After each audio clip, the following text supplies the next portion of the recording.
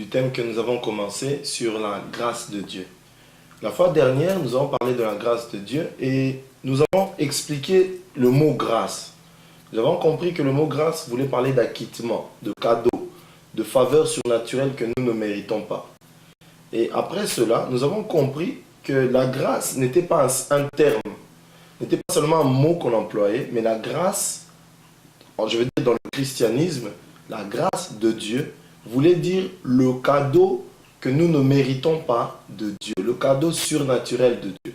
Et ce cadeau, comme vous l'avez bien compris, si vous avez suivi l'autre émission, c'est Jésus-Christ. Jésus-Christ est la grâce de Dieu. Frères et sœurs, ce qu'on va développer dans ce thème aujourd'hui, j'aimerais que vous le captiez, que vous le compreniez avec l'inspiration du Saint-Esprit. Je pense qu'il y a des choses que vous ne comprendrez pas si vous essayez de réfléchir avec l'intellect de l'homme, ça veut dire l'intelligence humaine. Mais avec l'inspiration de l'Esprit Saint, et si vraiment vous voulez comprendre ce dont nous parlons, je vais dire ces petits mots, nous allons prier ensemble, et Dieu va vous faire grâce. Nous allons parler de la grâce, et Dieu va vous révéler exactement la grâce de Dieu. Père, merci. Merci pour tous les frères et sœurs qui suivent ce message. Que ton nom soit béni et glorifié. Père, que leurs yeux soient ouverts à comprendre ton amour pour eux. Que leurs yeux soient ouverts à comprendre l'évangile de Jésus. Surtout, Papa, qu'ils puissent être libres. Après avoir compris ceci, qu'ils puissent être libérés de toute forme de joug, de toute forme de prison et d'esclavage d'un système humain ou créé par un homme. Par le nom de Jésus, merci, Papa. Voilà, je disais, la fois passée, nous avons parlé de la grâce de Dieu. Nous avons défini la grâce de Dieu. Nous avons défini le mot grâce. Nous avons expliqué qu'aujourd'hui, l'évangile de Jésus-Christ est quand les gens parlent de la grâce de Dieu dans l'église de Jésus-Christ, la grâce n'est référée, c'est comme si c'était un thème dans l'évangile ou c'est comme si c'était une expression. Comme je vous ai dit, certaines personnes diront, nous ne pouvons pas que parler de la grâce. Je ne sais pas dans quel sens les gens le disent, mais sans la grâce de Dieu, il n'y a pas d'évangile. Donc nous comprenons que sans Jésus, sans le cadeau qui est Jésus, sans que Jésus ne soit venu, aujourd'hui, moi et vous qui me suivez, si vous êtes enfant de Dieu, si vous ne l'êtes pas, à la fin de ce message, nous ferons un appel et Dieu vous aidera à donner votre cœur à Jésus-Christ pour que vous puissiez atteindre le Père. Donc, sans la grâce, sans le cadeau qui est Jésus, personne ne peut voir Dieu. Donc, automatiquement, si la grâce de Dieu est exclue du message de l'évangile, du message de la bonne nouvelle, c'est comme si on exclut la valeur, le sens exact de ce message. Parce que le sens de ce message, c'est l'amour. Mais pas l'amour des humains, mais l'amour de Dieu. Je vais continuer. Là où nous nous sommes arrêtés la dernière fois, nous avons parlé nous étions dans le livre de Galates. Galates, le chapitre 5, nous avons lu à partir du premier verset. Nous n'avons pas pu finir et de ce fait, je vais reprendre et nous allons continuer dans cette même élan. Je vais parler de ce que Paul explique aux Galates et du contraste qu'il y a entre vivre par rapport à la grâce. Ça veut dire vivre en sachant que c'est gratuitement que Dieu nous a fait cadeau. C'est gratuitement que Dieu nous a libérés. C'est gratuitement que Dieu nous a donné le cadeau surnaturel qui est son enfant. C'est gratuitement, c'est sans paiement, c'est gratuitement. Et quand nous comprenons cela, automatiquement, il y a une chose qui se fait. Nous acceptons seulement le cadeau de Dieu, mais nous comprenons que Dieu est amour. Parce qu'on ne peut pas comprendre que Dieu est amour si nous continuons à mériter les bienfaits de Dieu. Qu'est-ce que ça veut dire? Selon le système de Moïse, qu'on appelle la loi de Moïse, selon le système de la loi de Moïse, l'être humain devait mériter sa vie, mériter beaucoup de choses. Mais seulement, même dans cette loi, la Bible disait que Dieu était lent à la colère et riche en bonté. Mais nous avons remarqué que la loi n'a pas été donnée pour ceux qui sont en Jésus. La loi a été donnée en attendant que Jésus-Christ ne nous soit révélé. Maintenant que Jésus est là, nous n'avons plus besoin du surveillant que nous avons à l'époque, qu'on appelle la loi. Et c'est pour cela. La raison pour laquelle je commence à vous parler de la loi, c'est que quand vous parlerez de la grâce en Jésus, automatiquement, vous arriverez à expliquer le contraste qu'il y a entre la loi et la grâce en Jésus. La loi qui nous est donnée par Moïse et la grâce qui s'est manifestée en Jésus-Christ. Comme je vous ai dit, la grâce, c'est un cadeau, une faveur, un don de Dieu que tu as reçu gratuitement, sans tes efforts, sans avoir donné de l'argent, sans avoir rien fait. Jésus-Christ est venu alors que nous étions pécheurs. Jésus-Christ est venu alors que toi et moi, mon frère et ma soeur, personne n'avait donné d'offrande spéciale. Mais pose-toi la question. Quel est le plus grand cadeau que Dieu a donné à l'humanité? C'est Jésus. Si c'est Jésus, comment se fait-il qu'en Jésus-Christ, nous avons eu Jésus gratuitement alors que les hommes étaient pécheurs? Si nous étions pécheurs quand Dieu nous a donné Jésus, à combien plus forte raison, maintenant que nous sommes enfants de Dieu, Dieu va te faire payer sa grâce. Dieu va te faire mériter son cadeau. Je pense que cela est une mauvaise interprétation de l'évangile. L'évangile, comme nous l'avons dit, veut dire quoi? Bonne nouvelle. Donc ce n'est plus une bonne nouvelle. Ça devient une nouvelle difficile. Moi-même, durant ma vie chrétienne passée, j'ai dû dire, et je suis arrivé au point de dire, être enfant de Dieu, c'est la chose la plus difficile au monde. Vous savez pourquoi cela était difficile? C'était difficile parce que je n'ai pas compris le message de la grâce de Dieu. C'était difficile parce que j'ai essayé de faire avec mes propres actions. J'ai essayé de respecter des lois, des règles, et en essayant de respecter ces lois et ces règles, j'ai cru que c'est comme ça que j'allais m'attirer la faveur de Dieu. Alors que personne ne peut s'attirer la faveur de Dieu. Dieu s'attend à ce que nous puissions simplement mettre notre foi en Jésus. Ça veut dire accepter le cadeau qu'il nous a donné. Si nous refusons ce cadeau, c'est comme si nous rejetons le salut. Nous rejetons Jésus. Et c'est tout. Amen. Donc j'aimerais que nous puissions prendre nos Bibles. Ma Bible, comme je disais, est une Bible en version français courante. Et je l'utilise parce que ça m'aide à comprendre des mots et le sens des phrases en général. Il y a plusieurs versions. J'ai choisi celle-ci parce qu'elle est facile à lire. Parce que une chose que j'ai remarqué, beaucoup de termes et de mots employés dans certaines versions ne sont pas comprises. Et à cause de cela, nous donnons des interprétations selon nos bonnes humeurs à des versets, à des passages bibliques qui ne sont pas ce qu'elles disent, mais nous croyons ou nous interprétons cela faussement. Ce n'est pas toujours le cas, mais des fois c'est le cas. C'est pour cela, frères et sœurs, si vous avez vos Bibles, je lirai le livre de Galates, le chapitre 1, le chapitre 5, excusez-moi, Galates, le chapitre 5, le verset 1, et j'irai jusqu'au verset, je pense au verset 8. Jusqu'au verset 8. Donc le chapitre 5 du livre de Galates, le verset 1 jusqu'au verset 8. Je fais un appel à toute personne qui veut vraiment faire des recherches dans la parole de Dieu. Le livre de Galates a été écrit avec le but de réprimander les chrétiens de Galates. Pourquoi? Paul, c'était lui qui avait ramené le message, l'évangile aux Grecs en général, les Grecs et dans la ville de Galate. Quand il a prêché Jésus, il a prêché la bonne nouvelle, il les avait fait comprendre que gratuitement, ils étaient sauvés. Que seulement en mettant leur foi en Jésus, ces gens devenaient sauvés, libres. Mais qu'est-ce qui s'est passé?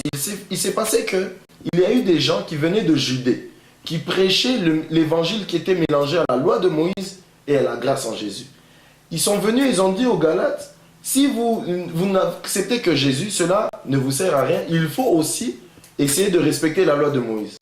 Et Paul, apprenant cela, les a écrits parce qu'ils avaient commencé à accepter ces fausses doctrines pour leur réprimander et leur dire ne faites pas cela. Et nous allons lire ensemble et vous allez comprendre. C'est dans ce but que le livre de Galates a été écrit. C'était une réprimande aux gens qui avaient accepté l'évangile de la grâce et qui commençaient à accepter le message, un message erroné qui était basé sur le respect et le respect de la loi de Moïse. Quand je parle de respect, ça veut dire le fait de se rendre juste aux yeux de Dieu par rapport au respect ou au comportement basé sur la loi de Moïse. Et cela est impossible et cela équivaut à rejeter le Christ. Nous allons lire ensemble. Je lis au nom de Jésus-Christ, la Bible dit au verset 1. Le Christ nous a libérés pour que nous soyons vraiment libres. Tenez bon, donc ne vous laissez pas de nouveau réduire en esclavage. Pourquoi Paul parle d'esclavage? Pourquoi il parle de liberté? Parce qu'il y a une chose.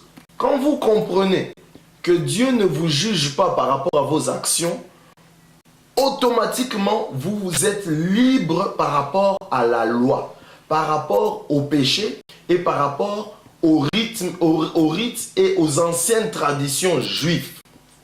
Mais quand vous ne comprenez pas cela, vous restez dans un système d'esclavage dans vos têtes, en croyant que toutes les actions que vous posez font de sorte que vous soyez sauvés ou pas. Alors que notre salut ne dépend pas de nos actions. Notre salut dépend de notre foi en Jésus. Nos actions seront le fruit, comme on dit, le résultat de notre compréhension de Jésus. Ça veut dire, plus je comprends ce que Jésus a fait dans ma vie, par reconnaissance, je glorifierai Jésus, je vivrai la vie de Jésus et je comprendrai les biens qui sont les miens. Donc ça veut dire quoi? Si je sais que je suis milliardaire en Jésus, pourquoi irais-je voler? Je n'irai pas voler. Parce que j'ai compris qu'en Jésus, Dieu m'a béni de toutes les bénédictions spirituelles dans les lieux célestes. Éphésiens chapitre 1, le verset 3. Donc je ne vais plus voler, je ne veux plus parce que cela ne me sert plus à rien. Mais je ne peux pas me dire, il faut que je m'arrête de voler pour devenir saint. Nos actions ne nous rendent pas saints. Notre sanctification, c'est Jésus. Comment? Quand nous mettons simplement notre foi en Jésus, Dieu nous rend automatiquement saints. Et nous allons lire cela. Et Paul parlait de l'esclavage. Pourquoi? Quand nous entrons dans un système humain, dans une loi ou des règles établies, automatiquement, nous laissons la liberté que Jésus a acquis pour nous sur la croix et nous tombons, nous devenons esclaves des règles, esclaves de lois, esclaves des dogmes et des doctrines. Je vous rappelle une chose, mes frères et sœurs, le christianisme n'est pas une religion. Une religion, c'est l'ensemble des rites, des règles et des dogmes établis. Le christianisme n'est pas le fait de respecter des dogmes ou des traditions ou des règles. Le christianisme, c'est croire, mettre sa foi en un sauveur, au cadeau de Dieu qui est Jésus. Si simplement tu mets ta foi en Jésus, c'est comme ça que tu es sauvé. Tu n'es pas sauvé en essayant de bien te comporter. Et nous allons comprendre. Paul dit, le Christ nous a libérés. Donc sur la croix, Jésus nous avait libérés. Il dit, dans quel but Jésus nous a libérés? Pour que nous soyons vraiment libres. Qu'est-ce que cela veut dire? Automatiquement, pour celui qui est en Jésus, il n'est plus sous la condamnation. Ça veut dire qu'il n'établit plus la loi de Moïse pour commencer à gérer sa vie. Certes, la loi a des bonnes choses, mais la loi ne nous a pas été donnée pour bien nous comporter. La loi nous a été donnée pour montrer à tout être humain que nous sommes limités et que nous n'atteindrons jamais le standard de Dieu. De ce fait, il nous faut repartir vers Dieu pour demander à Dieu lui-même de nous accepter. Et en faisant cela, Dieu nous fait comprendre que ce n'est pas en acceptant la loi, mais c'est en mettant notre foi en Jésus-Christ que nous sommes libérés. Nous continuons. Et la Bible dit, tenez bon, donc ne vous laissez pas de nouveau réduire en esclavage. Ne vous laissez pas de nouveau réduire en esclavage. Frères et sœurs, dans le corps du Christ, beaucoup d'êtres humains, beaucoup de personnes sont en esclavage. Dieu est omniprésent, oui ou non? Oui, Dieu est omniprésent. Ça veut dire que pendant que je parle, Dieu me voit.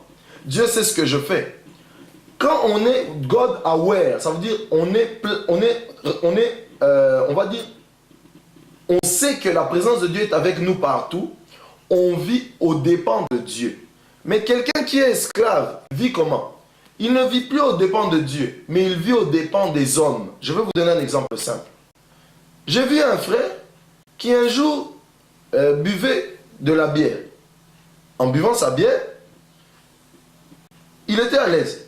Quand il a vu des frères et des sœurs avec qui il priait, il a caché sa bière. Cette personne n'a pas la réalisation que Dieu est omniprésent. Si la bière était une mauvaise chose, il aurait dû savoir que la bière est une mauvaise chose à tout moment, à tout instant, parce que Dieu est omniprésent. Mais qu'est-ce qu'il fait?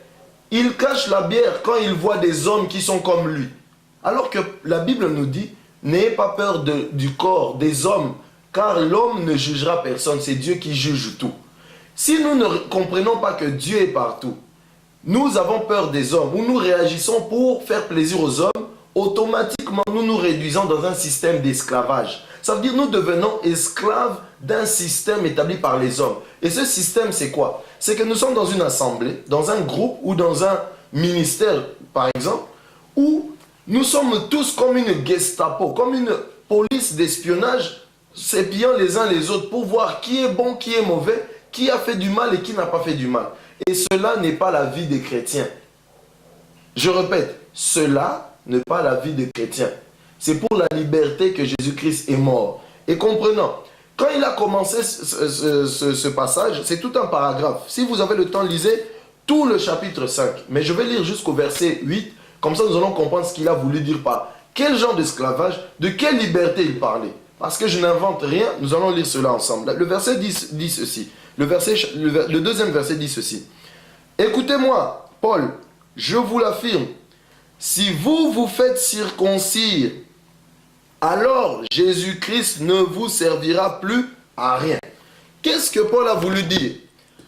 À la base, la première chose qui était obligatoire pour les gens qui respectaient ou qui étaient dans l'alliance de la loi de Moïse, c'était la circoncision. Donc, un enfant hébreu qui est né le 8e jour, il allait se faire circoncire.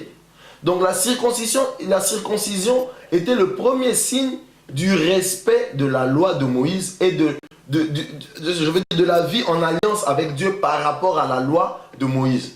Et Paul dit, si tu vas te faire circoncire, alors Jésus-Christ ne se sert à rien. Qu'est-ce que cela veut dire? La circoncision dont Paul parle, c'est le fait de commencer à respecter les lois de Moïse. Ça peut